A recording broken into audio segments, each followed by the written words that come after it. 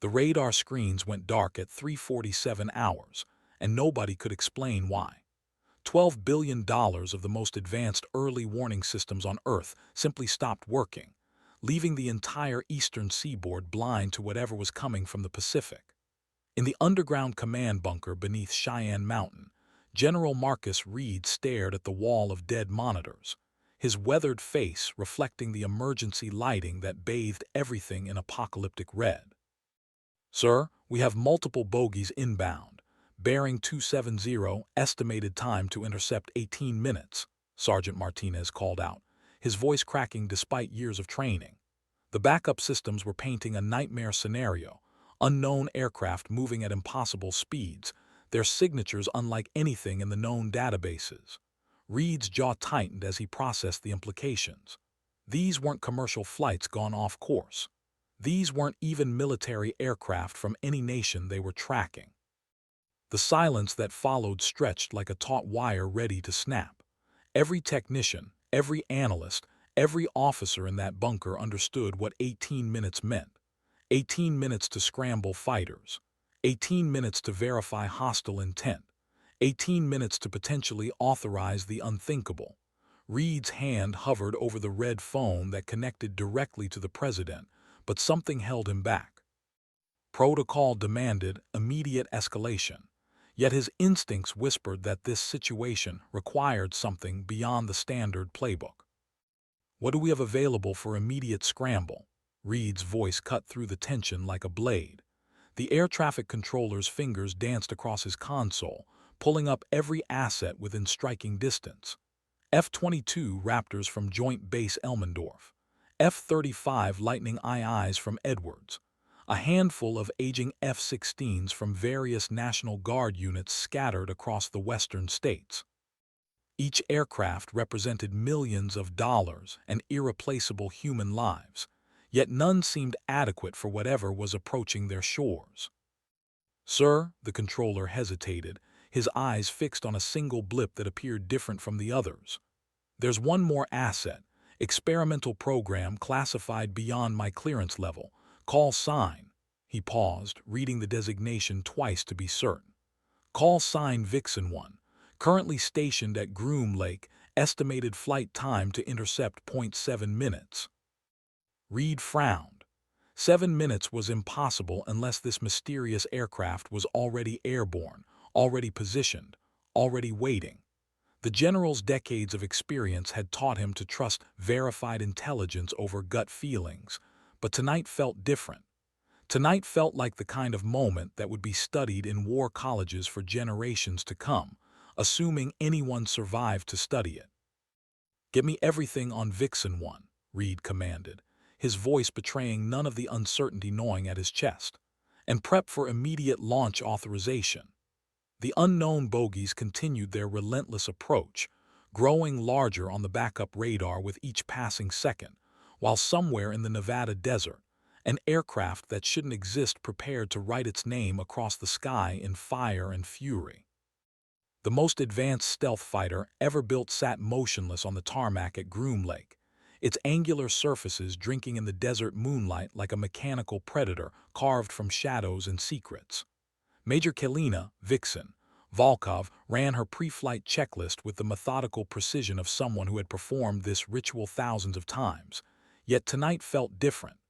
Tonight, the familiar routine carried the weight of genuine uncertainty. Her fingers traced the smooth carbon fiber skin of the aircraft as she completed her exterior inspection.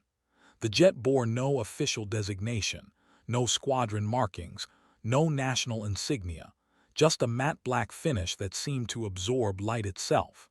To most observers, it would appear to be another experimental prototype gathering dust in the Nevada desert. They would be catastrophically wrong. "Vixen 1, this is Control. We have flash traffic from NORAD. Immediate scramble authorized." The voice in her earpiece belonged to Colonel Sarah Chen, her project supervisor, and one of only 12 people on Earth who knew the true capabilities of what Kalina was about to unleash. "Copy, Control. Vixen 1 acknowledging flash traffic." Kalina's response was calm, professional, betraying none of the adrenaline now coursing through her system. She climbed into the cockpit with fluid grace, her movements economical and precise. The harness clicked into place with a satisfying mechanical certainty that grounded her in the present moment. The engines spooled up with a whisper rather than a roar, their advanced design channeling thrust while minimizing both acoustic and thermal signatures. To anyone watching from a distance, the aircraft would appear to simply fade from existence rather than take off in any conventional sense. Kalina felt the familiar pressure against her back as the invisible hand of acceleration pressed her into her seat. Control, Vixen 1 is airborne. Request Vector to intercept. Her voice remained steady despite the extraordinary nature of what she was being asked to do. Somewhere over the Pacific, unknown aircraft were approaching American airspace with potentially hostile intent. Standard protocol called for positive identification before engagement, but the mission briefing had been deliberately vague about rules of engagement. Vixen 1, Vector 090, climb to Angel 60. Maintain radio silence after initial contact. You are cleared to investigate and assess threat level. Chen's instructions carried an undercurrent of concern that Kalina had never heard before. In 3 years of test flights and training exercises, her supervisor had always projected absolute confidence in both the aircraft and its pilot. The Nevada desert fell away beneath her as she climbed into the star-filled darkness. At 60,000 feet, the curvature of the Earth became visible, a reminder of how small and fragile their blue marble truly was. The aircraft's sensors painted a comprehensive picture of the electromagnetic spectrum, revealing hidden details about the approaching bogies that ground-based radar couldn't detect. What she saw made her blood run cold. The approaching aircraft weren't following any flight patterns in her extensive database. Their formation was too precise, their speed too consistent, their electromagnetic signatures too clean. These weren't test flights or navigation errors. This was a coordinated approach by highly advanced aircraft operating with clear tactical purpose. In the depths of NORAD's command bunker, General Reed stared at the tactical display with growing unease. The unknown bogies had maintained their bearing and speed for 37 minutes, showing no deviation despite multiple attempts at radio contact. Standard intercept protocols had already been initiated, with F-22 Raptors from 3 different bases converging on the projected intercept point over the Pacific. Sir, Vixen 1 is reporting initial contact. The communications officer's voice carried a note of confusion. She's requesting confirmation of her sensor readings. Reed leaned forward, studying the data streaming from the mysterious aircraft. The readings were unlike anything he had seen in 4 decades of military service. Energy signatures that defied conventional physics. Materials that seemed to bend radar waves rather than reflect them. Most disturbing of all, no heat signatures from conventional propulsion systems. "What's her assessment of threat level?" Reed asked, though he suspected he already knew the answer. "Unknown, sir. She's requesting permission to close to visual range for positive identification." The officer paused, consulting his screen. "Sir, there's something else. The bogies appear to be aware of her presence. They've altered formation in response to her approach." The general felt a chill run down his spine. If these unknown aircraft could detect the most advanced stealth fighter in the American arsenal, what other capabilities might they possess? The tactical situation was evolving beyond the parameters of any simulation or war game he had ever encountered. "Grant permission for visual identification," Reed decided, "but maintain standoff distance. I want to know what we're dealing with before we commit to any aggressive action." High above the Pacific, Kalina adjusted her approach vector, bringing her aircraft into position for a visual identification pass. The night sky around her seemed peaceful, almost serene, but her instruments told a different story. The bogies were maintaining perfect formation despite traveling at speeds that should have made such precision impossible. As she closed the distance, Her aircraft's advanced optical systems began to resolve details that made her question everything she thought she knew about aerospace technology. The approaching aircraft weren't just advanced, they were revolutionary. Their design incorporated principles that existing human technology couldn't achieve. Control, Vixen 1 has visual contact. Her voice remained steady despite the magnitude of what she was observing, requesting guidance for next phase of engagement. The silence that followed stretched for what felt like an eternity.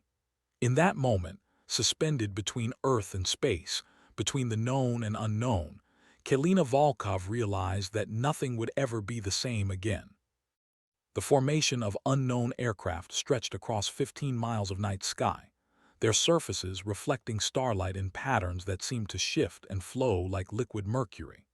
Kalina's advanced targeting systems struggled to maintain consistent locks on the bogies, their signatures dancing just beyond the edge of reliable detection. She had never encountered anything that could so effortlessly confound technology designed to track and engage any threat on Earth. Control, Vixen 1 requesting immediate tactical guidance. The bogies are, she paused, searching for words that could adequately convey what her sensors were recording. They're not conforming to known aerodynamic principles. Repeat, targets are exhibiting flight characteristics inconsistent with current aerospace technology. The radio crackled with static before Colonel Chen's voice emerged, tight with tension.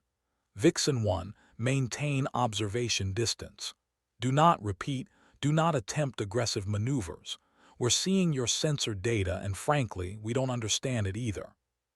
Kalina banked her aircraft into a parallel course, matching the bogey's speed and heading while maintaining a respectful distance. Her training had prepared her for engaging enemy fighters, intercepting bombers, even dealing with experimental aircraft from rival nations. Nothing had prepared her for this. The unknown formation moved with a coordination that suggested either unprecedented technological sophistication or something beyond conventional understanding. Control, the bogies are changing course. Kalina's voice carried a new note of urgency. They're turning toward the mainland. Estimated time to coastline 12 minutes. In the NORAD bunker, General Reed watched the tactical display with mounting concern. The F-22 Raptors were still 8 minutes from intercept position, leaving only Kalina's mysterious aircraft between the unknown threats and American airspace. The weight of command had never felt heavier than it did in this moment, suspended between the known protocols of military engagement and the unknown consequences of what might happen next. Vixen 1, you are authorized to issue standard warnings. Reed's voice came through clearly despite the encrypted communications channel. If they continue toward the coastline without responding, you are cleared to demonstrate defensive capabilities. Kalina felt her pulse quicken as she switched to the universal emergency frequency. Unknown aircraft. This is United States Air Force Interceptor Vixen 1. You are approaching restricted airspace. Identify yourself immediately and alter course to bearing 270. The response came not through radio transmission, but through her aircraft's most sensitive sensors.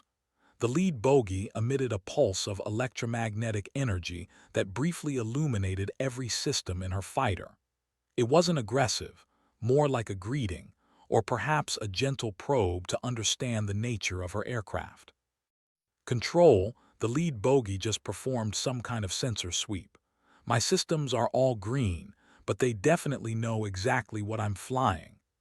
Kalina's training kept her voice level, but internally she was processing implications that extended far beyond a simple intercept mission. The unknown aircraft continued their steady approach toward the coastline, seemingly unbothered by her presence or her warnings.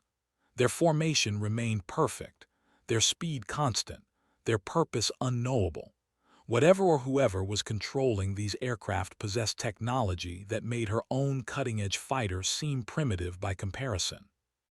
As the distance to the American coastline continued to shrink, Kalina realized she was about to become the first human being to engage with technology that might redefine humanity's understanding of what was possible.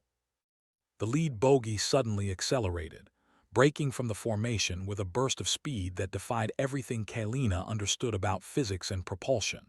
Her aircraft's sensors registered no exhaust signature, no heat bloom, no electromagnetic disturbance that would indicate conventional thrust. The unknown craft simply translated from one position to another as if space itself had bent to accommodate its movement. Control, lead bogey has broken formation and is approaching my position. No hostile intent apparent, but closing rapidly. Kalina's hands moved across her controls with practiced efficiency, ready to engage defensive systems if necessary while hoping desperately that such measures wouldn't be required. The approaching craft slowed as it neared her aircraft, packing her flight path with a precision that suggested intimate knowledge of her capabilities. Through her cockpit canopy, Kalina could see details that her sensors had been unable to resolve. The craft's surface seemed to shimmer and flow, as if its very structure existed in a state of controlled flux. Vixen 1, we're reading massive electromagnetic anomalies from your position. What's your status? Chen's voice carried notes of concern that penetrated even the secure communications channel. I'm fine, Control. The bogey is maintaining parallel flight, approximately 50 meters off my starboard wing. No aggressive actions, but it's definitely studying my aircraft. Kalina found herself studying the unknown craft with equal intensity. Whatever intelligence guided its movements possessed a curiosity that seemed almost human in its intensity. The formation ahead continued toward the coastline, now less than 5 minutes from entering sovereign American airspace. Behind her, Kalina could see the heat signatures of the approaching F-22 Raptors, still minutes away from effective engagement range. The weight of first contact with an unknown technology rested entirely on her shoulders. Control, requesting permission to attempt closer communication. Kalina's voice carried a conviction that surprised even her. I don't think these are hostile contacts. Their behavior suggests reconnaissance rather than aggression. General Reed's response came directly through the command channel. Vixen 1, you are the eyes and ears of the United States of America right now. Use your judgment, but remember that the safety of millions of civilians depends on your assessment. As she banked toward the unknown craft packing her flight, Kalina Volkov realized that her call sign, Vixen, was about to become associated with the most significant moment in aerospace history. Whatever happened next would echo through generations, and she was the only human being in position to influence the outcome. The unknown craft responded to her approach by opening what appeared to be a communications array along its dorsal surface. Patterns of light began to pulse in sequences that suggested intentional communication rather than random electromagnetic activity. The light patterns emanating from the unknown craft formed increasingly complex sequences, each pulse precisely timed and positioned across the array. Kalina found herself unconsciously following the rhythm, her mind searching for mathematical relationships or linguistic structures within the display. Years of training in electronic warfare and communications had prepared her to recognize patterns in electromagnetic transmissions, but this was unlike anything in her experience. Control, the bogey is attempting to establish communication through optical signals. The patterns appear deliberately structured. Kalina's voice carried a note of wonder despite the gravity of the situation, requesting permission to respond with standard acknowledgement protocols. The silence from NORAD stretched for long seconds before General Reed's voice crackled through the encrypted channel. Vixen 1, you are authorized to attempt basic mathematical responses. Keep it simple, prime numbers, basic geometric sequences. Nothing that could be construed as tactical intelligence. Kalina activated her aircraft's external lighting array, normally used for formation flying and emergency signaling. She began with the most basic sequence possible, One flash, then two, then three, then five, the first four prime numbers. The response was immediate and unmistakable. The unknown craft replied with the next four primes: 7, 11, 13, 17. Control, we have established basic mathematical communication. The intelligence controlling that craft understands prime number sequences. The implications of her words hung in the air like a charged particle, crackling with possibility and terror in equal measure. Behind her, the main formation had slowed its approach, now holding position just outside the 12-mile territorial limit. Whatever decision-making process governed their behavior, it seemed to involve careful observation of her interaction with their advanced scout. The weight of representing her entire species in first contact with a potentially superior intelligence pressed down on Kalina's shoulders with the force of gravity itself. Vixen 1, the Pentagon is requesting a full assessment of technological capabilities based on your observations. Chen's voice carried undertones of barely controlled excitement. What you're witnessing right now is going to reshape our understanding of what's possible. Kalina studied the craft, packing her flight with the trained eye of a test pilot and aerospace engineer. Its surfaces seemed to exist in a state of controlled quantum flux, shifting between solid matter and something resembling organized energy. No visible control surfaces, no apparent propulsion system, no heat signature despite obvious acceleration capabilities that exceeded anything in her database. Control, this technology operates on principles we don't currently understand. The craft appears to manipulate fundamental forces rather than relying on conventional propulsion or aerodynamics. Her assessment was measured and professional, but internally she was grappling with the realization that humanity had just encountered evidence of scientific advancement beyond their current theoretical framework. The light patterns on the unknown craft shifted to a new sequence, displaying what appeared to be a three-dimensional mathematical proof rendered in pulsing illumination.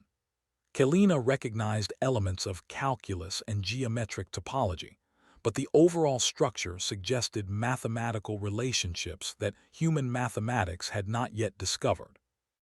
As she watched the alien proof unfold in light and shadow, Kalina Volkov understood that her role had fundamentally changed. She was no longer an interceptor pilot protecting American airspace. She had become humanity's first ambassador to an intelligence that viewed reality through mathematical principles that made human science seem like elementary arithmetic. The F-22 Raptors finally reached intercept position, their pilots undoubtedly struggling to comprehend the scene unfolding before them. Four conventional fighter aircraft armed with conventional weapons, facing technology that could reshape matter itself. The asymmetry was so complete as to be almost comical, except for the stakes involved. Control, I'm going to attempt a more complex mathematical exchange, Kalina announced, her voice steady despite the magnitude of the moment. If these beings understand advanced mathematics, they might be capable of ethical reasoning as well. The unknown craft waited, its light array pulsing in patient anticipation of her response. In that moment, suspended between the familiar blue of Earth and the infinite black of space, Kalina began to transmit the mathematical proof for the golden ratio, a number that appeared throughout nature, from the spiral of seashells to the arrangement of galaxy arms.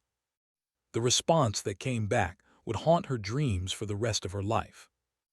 Instead of merely acknowledging the golden ratio, the unknown craft displayed a proof that the mathematical constant was fundamental to the structure of spacetime itself, revealing layers of reality that human physics had not yet discovered. The implication struck Kalina with the force of revelation. These beings didn't just understand advanced mathematics. They had solved the unified field equations that had eluded human scientists for decades. Control, they're teaching us. Her voice barely contained the awe she felt. They're showing us mathematical proofs that could revolutionize our understanding of physics. The light display continued, revealing elegant solutions to problems that had puzzled humanity's greatest minds for generations. General Reed's voice cut through her wonder with military precision. Vixen 1, the main formation is beginning to advance again. Whatever communication you've established, it needs to address the immediate tactical situation. Kelina looked ahead to see the distant formation resuming its approach toward the coastline. Her exchange with the scout craft had apparently satisfied some requirement or protocol, and now the larger group was moving to the next phase of whatever plan governed their actions. The scout craft beside her began displaying new patterns. These focused on geographical coordinates and temporal sequences. Control, I think they're requesting permission for a formal approach. The coordinates they're displaying correspond to military airfields along the coast.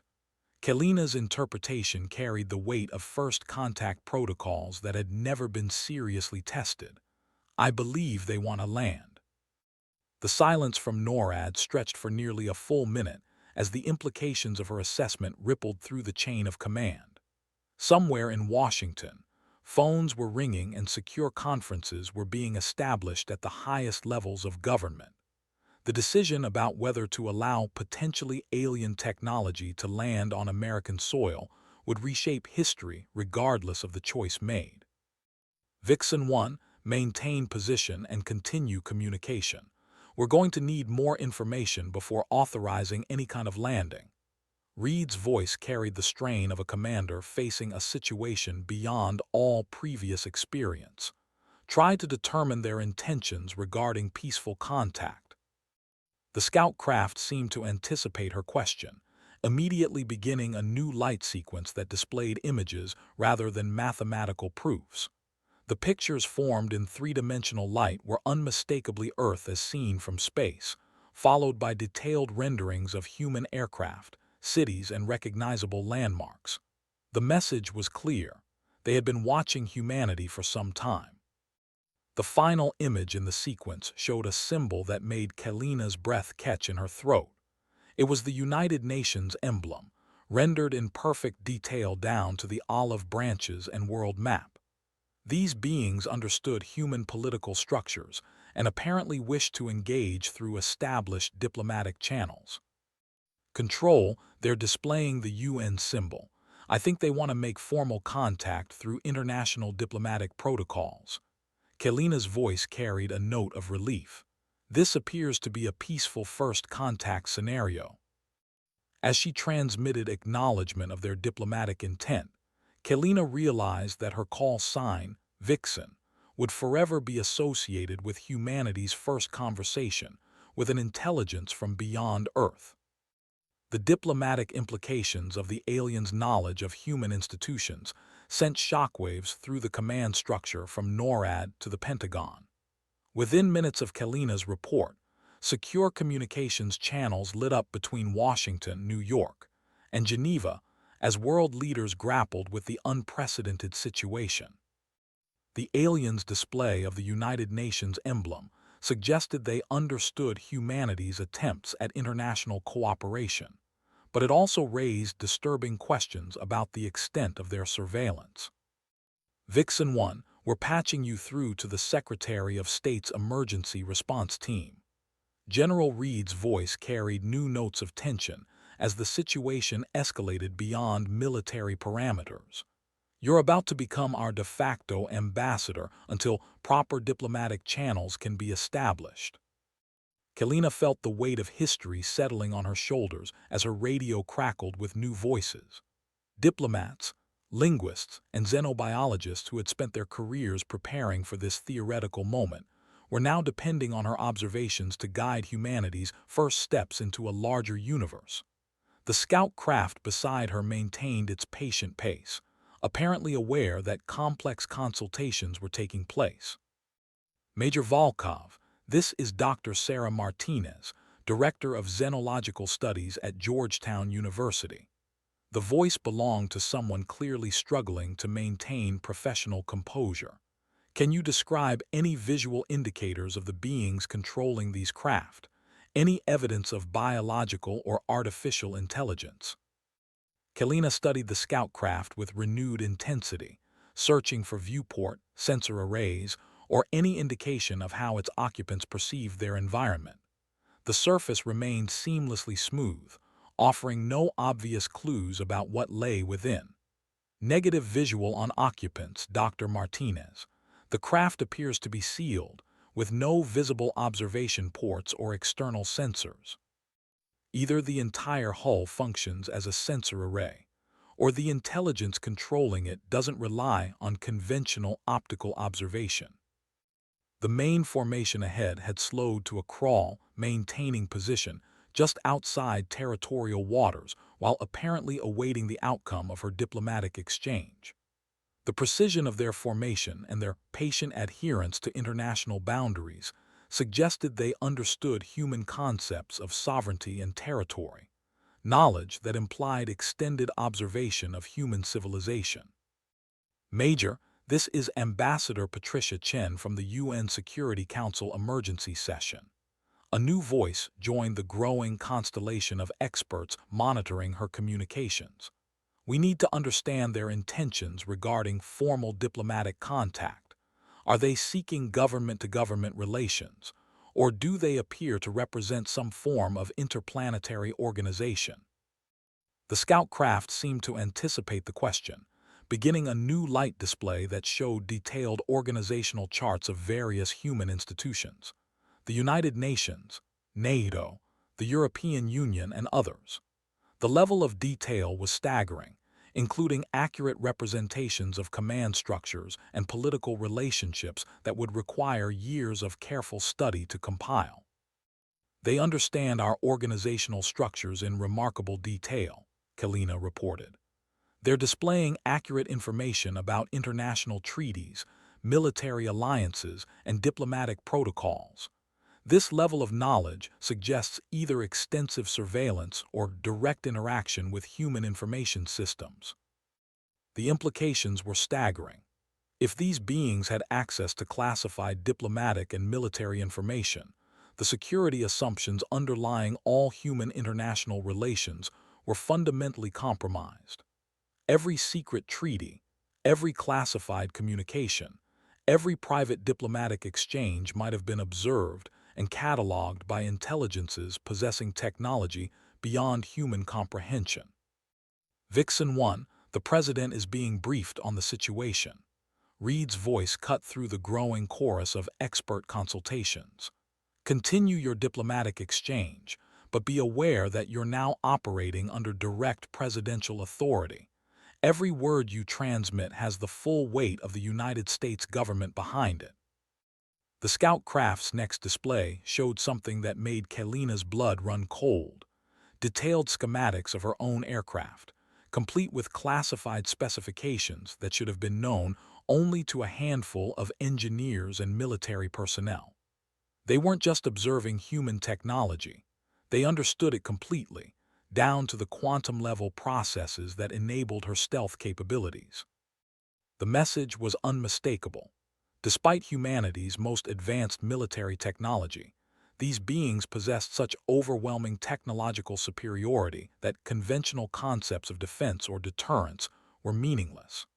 The entire balance of global power had shifted in the space of a single evening, and Kalina found herself at the center of negotiations that would determine humanity's place in a universe suddenly revealed to be far more crowded than anyone had imagined. The weight of representing her entire species in first contact protocols pressed down on Major Kalina Volkov with crushing intensity. Every word she spoke, every decision she made in the next few minutes would echo through history textbooks and diplomatic archives for generations. The scout craft beside her maintained its patient vigil, its light arrays dim but ready, waiting for humanity to absorb the implications of what they had just learned. Control, requesting guidance on formal response protocols.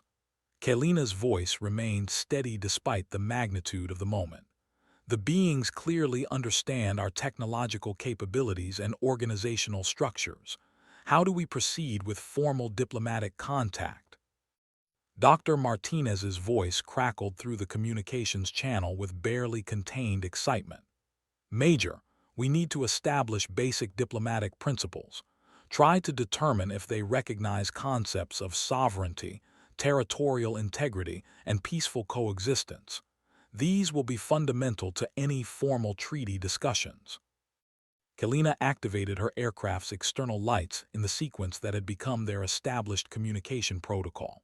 She began with a simple query, a series of flashes representing Earth, followed by patterns suggesting questions about territorial boundaries and peaceful intent. The response from the scout craft was immediate and complex, displaying three-dimensional maps that showed not just Earth's political boundaries, but the boundaries of human influence extending into near-Earth space. The implications were staggering. These beings had mapped humanity's entire sphere of influence with precision that exceeded human cartographic capabilities.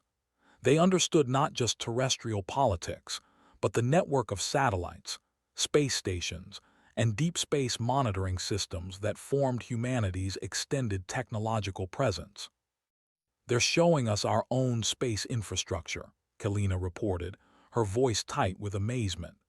"They've mapped every satellite, every space station, every piece of human technology beyond the atmosphere. They understand the full extent of human civilization, not just what happens on the surface." Ambassador Chen's voice carried new urgency as the diplomatic implications became clear. "Major, we need to know if they're willing to respect existing human territorial claims. The future of space exploration and resource rights may depend on establishing clear precedents in this first contact."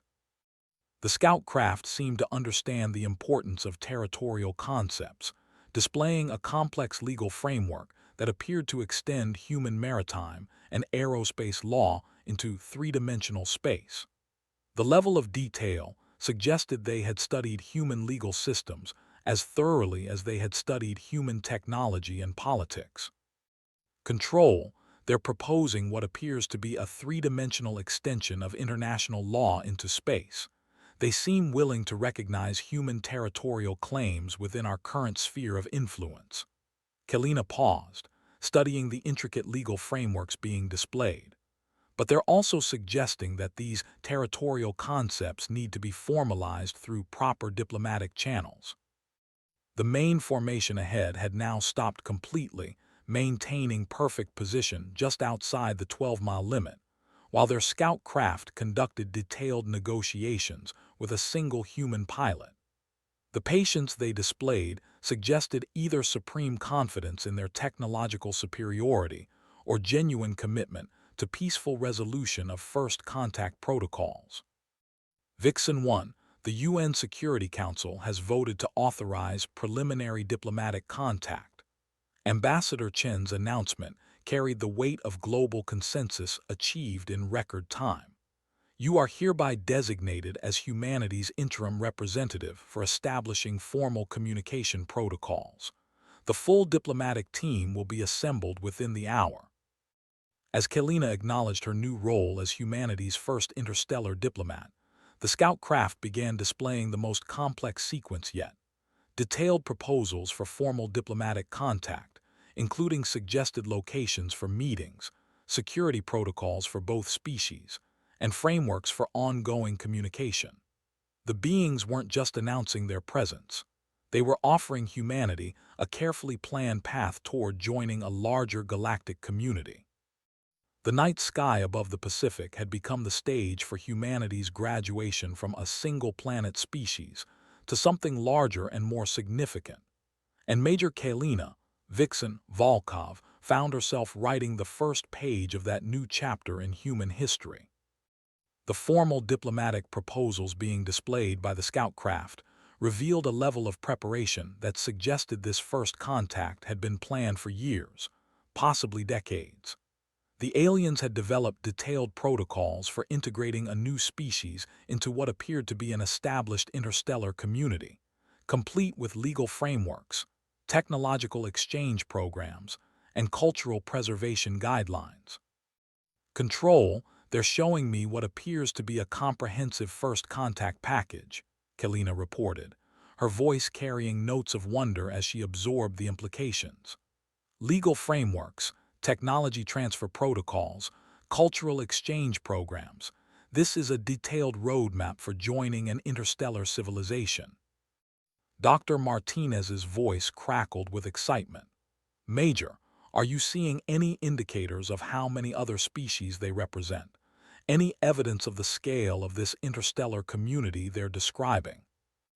The scout craft responded to the question by displaying a three-dimensional star map that made Kalina's breath catch in her throat.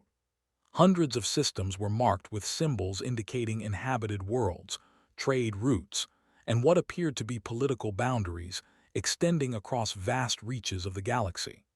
Humanity was looking at evidence of a galactic civilization that dwarfed their most ambitious science fiction imaginings. "They're showing me a map of the local galactic region," Kalina whispered, her voice barely audible over the radio static. "Hundreds of inhabited systems, established trade routes, political territories spanning dozens of star systems. We're not just making contact with one species, we're being invited to join a galactic confederation." The silence that followed her report stretched across every communication channel from NORAD to the UN headquarters. Diplomats, scientists, and military leaders around the world grappled with the realization that humanity had just discovered they were newcomers to a neighborhood that had been thriving for millennia. General Reed's voice cut through the stunned silence with military precision. "Vixen 1, what are their expectations regarding immediate response? Are they requesting formal diplomatic recognition, or are they simply announcing their presence?" The scout craft's next display answered his question with crystalline clarity. They were offering humanity a choice: formal diplomatic contact and gradual integration into the galactic community, or continued isolation with respectful non-interference. The decision was entirely humanity's to make, but the window for choosing would not remain open indefinitely. "They're giving us a choice," Kalina reported. "Full diplomatic contact and integration or continued isolation, but they're also indicating that this opportunity has a time limit. Other new species in the past have declined contact, and they respect that decision, but the offer doesn't remain open forever." Ambassador Chen's voice carried the weight of representing not just the United Nations, but the entire human species. "Major, we need to understand the implications of both choices. What happens to species that choose continued isolation? Are they protected, ignored, or eventually contacted anyway?" The scout craft displayed detailed case studies of other species that had faced similar choices. Some had chosen immediate integration and thrived within the galactic community. Others had requested decades or centuries to prepare before formal contact. A few had chosen permanent isolation and were protected by strict non-interference protocols that guaranteed their worlds would remain untouched by outside influence. "They have extensive experience with first contact scenarios," Kalina explained, her voice reflecting the awe she felt at the careful consideration these beings gave to the autonomy of developing species. "They respect whatever choice a species makes, but they also emphasize that the choice has long-term consequences for technological development and cultural evolution." The main formation ahead began a slow, graceful turn away from the coastline, their movement signaling that the immediate threat of territorial violation had passed. Whatever decision humanity ultimately made, these beings were committed to respecting international boundaries and sovereignty until formal agreements were established. As Kalina continued her unprecedented diplomatic exchange 37,000 feet above the Pacific Ocean, she realized that her call sign, Vixen, was becoming synonymous with humanity's first steps toward joining a community of worlds that stretched across the stars.